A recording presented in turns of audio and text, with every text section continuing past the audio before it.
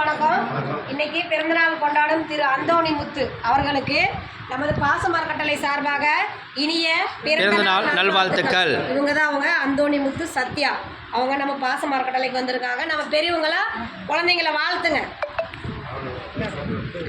திரு அந்தோணி முத்து அவர்களுக்கு நமது பாசம் அறக்கட்டளை சார்பாக இனிய பிறந்தநாள் நல்வாழ்த்துக்கள்.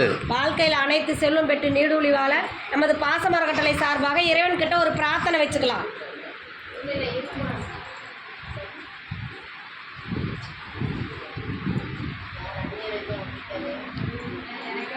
திரு அந்தோணி முத்து அவர்களுக்கு மீண்டும் ஒரு முறை இனிய பிறந்தநாள் நல்வாழ்த்துக்கள். இந்த நேரத்தில் அந்தோணி முத்து சத்யா அவர்களுக்கு நாங்கள் பாசம் அறக்கட்டளை சார்பாக ஒரு கோரிக்கை வைக்கிறோம். என்னன்னு கேட்டிங்கன்னா, பாசம் அறக்கட்டளை பாசம் உதவிகள் ஆரம்பித்து 2 வருஷம் முடிஞ்சு 3வது வருஷம் அடி எடுத்து வச்சுருக்கோமா. இப்போ பெரியவங்க நிறைய வரதுனால இங்கே இட வசதி பார்த்தாங்கன்னா சொந்தமாக இடம் வாங்கி கட்டடம் அமைக்கலான்னு இருக்கோம்.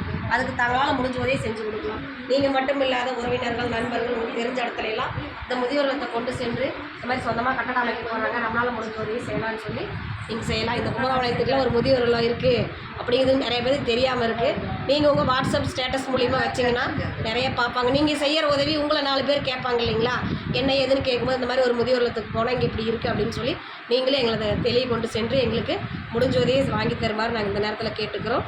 உங்களுக்கு நன்றிகளையும் வாழ்த்துக்களையும் தெரிவிச்சுக்கிறோம். வாழ்க வளத்துடன்.